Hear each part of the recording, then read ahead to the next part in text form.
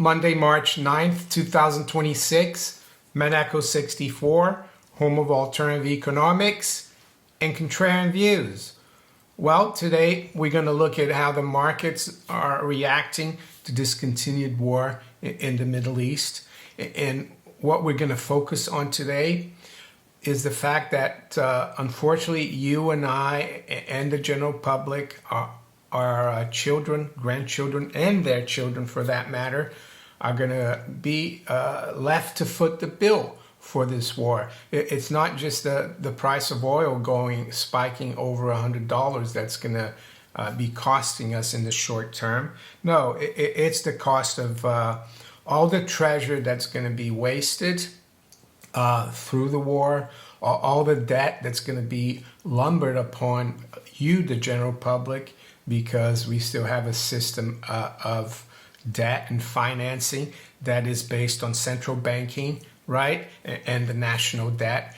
And we're going to be lumbered with that through inflation, right?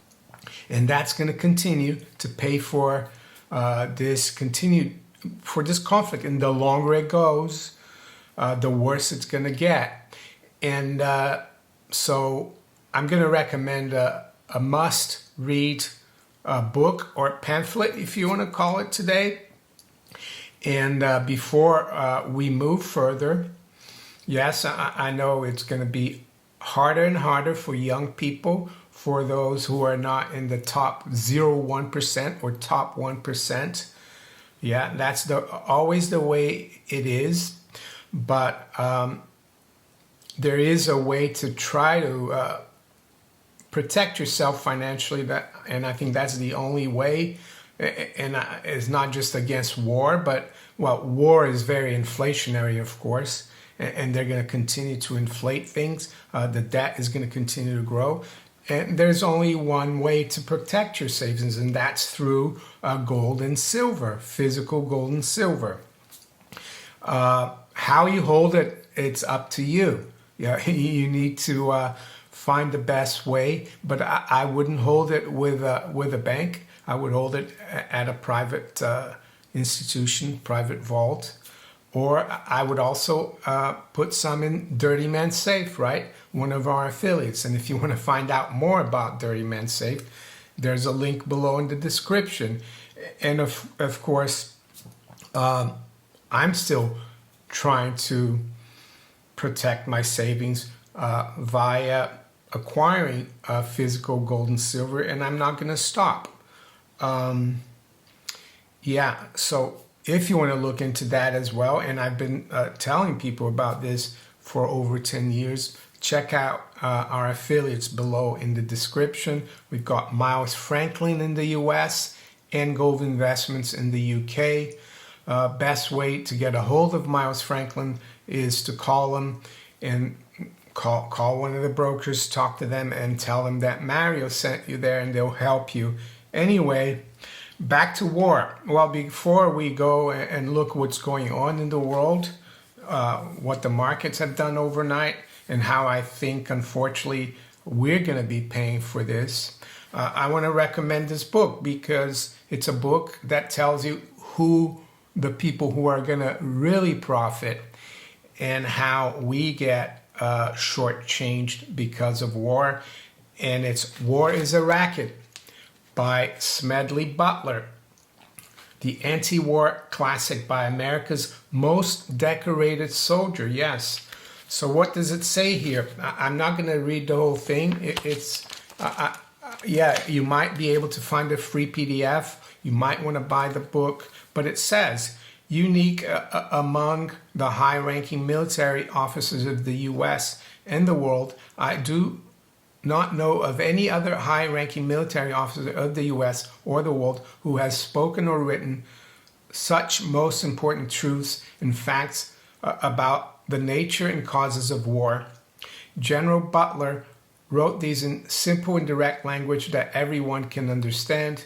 His honesty, care for society, humanity, and justice for all, and profound insights are self-evident in his writing. Moreover, it is even much more relevant now than when it was written in 1935. War is a Racket is the title of two works, a speech and a booklet, by retired United States Marine Corps Major General and two-time Medal of Honor recipient Smedley D. Butler. In them, Butler frankly discusses from his experience as a career military officer how business interests commercially benefit, including war profiteering from warfare. Yeah. The old saying goes that all wars are bankers' wars, right? So nothing changes. So highly recommend this. So now back to the markets, which of course are moving a lot in the short term. In the long term, as I said, unfortunately, the situation is not going to improve. I think the U.S. is racking up $1 billion in costs every day from this war, and it's probably going to increase. They're thinking of boots on the ground, right? And before I continue, I published a video yesterday where I interviewed Eric Young from Hong Kong, and he gave his three best case scenarios. And one of them, which I hear a lot of people saying, is if this war continues to drag on and things get worse, which I think they are right now, the best thing for President Trump to do is to declare victory and call it quits, right? That's the best case scenario. But, they're talking about boots on the ground, so I don't know. But be as it may, I think there's been trillions of dollars of damage to infrastructure, not just oil and gas infrastructure of the Gulf countries, but also U.S. military assets in the whole of the Middle East. This is huge, trillions of dollars. And yes, that means more debt, more crowding out of the private sector, yes, more destruction, more profits, of course, for some. Overnight, the big thing really people are going to talk about today is crude oil. They're going to focus on crude oil. They're going to say that the price of oil is going to cause inflation, which is complete utter nonsense, because you should know by now that only governments can create inflation, right? And how do they do that? Well, through their central banks and through borrowing, they create credit out of thin air, and they create currency out of thin air, and they crowd out the private sector, and they buy assets, they buy goods and services, and you get the currency once it's already devalued, right? That's the what's that called? I forgot now. The economist from the 1700s said that you get the currency when it's devalued, and that's going to continue because wars are expensive, destructive, and we always end up paying for it. Here in the UK, I think up until recently, we're still paying for Napoleonic war debts. In the US, people are still paying for World War I and World War II debts. Yes, those debts have been inflated away. So that's another way, another reason why you should have gold and silver, because in the long term, you can bet the governments, Congress, the central bank, Parliament, wherever you are, and I'm not slagging off just the United States because Europe has been a master at this, they're gonna rip you off, and the very wealthy who have the assets, well, they'll continue to be wealthy, right? And it's one of the reasons why I keep harping on about gold and silver, because if you have some, you might be able to protect your family somewhat from the scourge of war, right? And wars, really, the worst part of wars are after the war, when you really have to pay for it. So yeah, WTI crude today got up to 115.78. Right now it's at 100. I see here that they're talking about G7 to discuss joint release of emergency oil reserves. So is that going to help short term as usual? What about Brent crude? Well, Brent crude traded up to 116.28. Right now it's at 104.58. What about gold and silver? Well, all I have to say about gold and silver is that you need to hold on to your gold and silver for dear life, because the markets are very volatile, and it's not people selling their physical gold and silver here, speculators selling the futures, right, to pay margin on their other holdings, which are getting hammered today, like the Dow futures, for example. Right now is down 700 points, but it's been down as much as 1,200 points. So it's all over the shop. It has rebounded since oil has come back down. The NASDAQ 100 future is down 1.5% as well, or 360 points. But it was down as much as 700 roughly. And the S&P as well, same thing. It's at down 88, and it's been down as much as, let's see, 150 points, more than double what it's down now. What about gold and silver? Yes, they were sold off, gold and silver futures. Spot gold got down to 5,013. We're now around 5,100, down about 1.4%. So gold is down as much as the stock market. Silver is down actually just 1% at 83.60. So silver is doing relatively well. So the gold-silver ratio is actually dropping slightly. And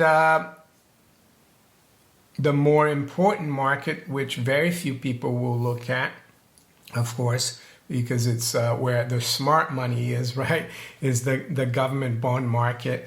Well, the Treasury yield curve continues to go up. Yields continue to go up, which is a bad thing. Don't forget, the United States has 9 trillion, well, it's already started rolling over 9 trillion this year of old debt that they need to roll over. I think it's going to get harder and harder, not just because the cost of this war and the cost of all the destruction of its military infrastructure in the Middle East and its allies, but also because it's going to convince more and more countries, even allies, that it might not be a good idea to lend too much money to Uncle Sam, not just because it might come back to haunt them in that you're financing the institution that's coming after you, right? Well, you know, and it's reasonable to say that because President Trump talked about Greenland. That's an ally, right? So, but not just allies, but countries that are not aligned with the U.S., I'm sure they're going to think really hard about increasing their treasury holdings. So it's going to become harder and harder. The world is going to de-dollarize more and more. And countries like Japan and South Korea, they are very dependent on oil from the Middle East. Their stock markets have been hammered today. And I think they might have to sell a lot of their dollar reserves to cover the cost of oil going up so much. Ever since this war started, the 10-year yield has been going higher and higher. It was below 4%, and now we're at 4.20, up 5 basis points, and I think it's going to continue, unfortunately, for you, the taxpayer, for you who's not in the top 1%, right? I think it's going to get harder and harder. How do you cope with that?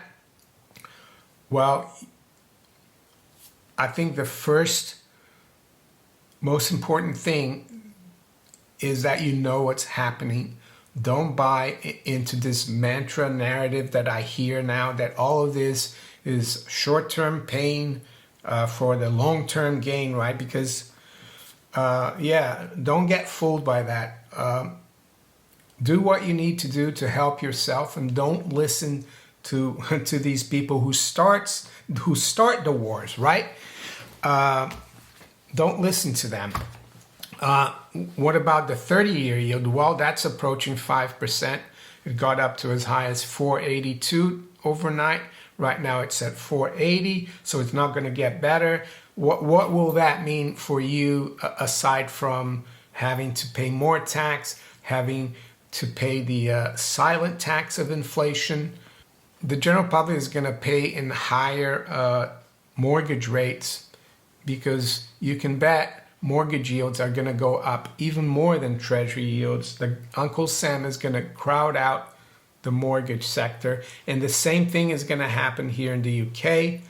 We've got the UK government bond yields. They're up massively this morning. Actually, gilt prices are dropping sharply. The 5-year gilt yield is up 20 basis points. The 10-year is up 15. The 30-year is up 7, a little less. So yes, yeah. Some people might say that recession was already here, and I agree. Recession has been, even in the US, the only reason GDP looked good last year was all the spending for AI data centers.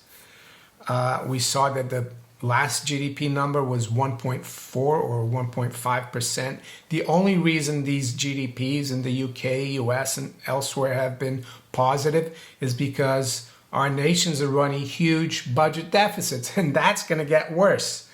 So some might argue that they're going to blame, of course, this war for the recession, and that's convenient, right?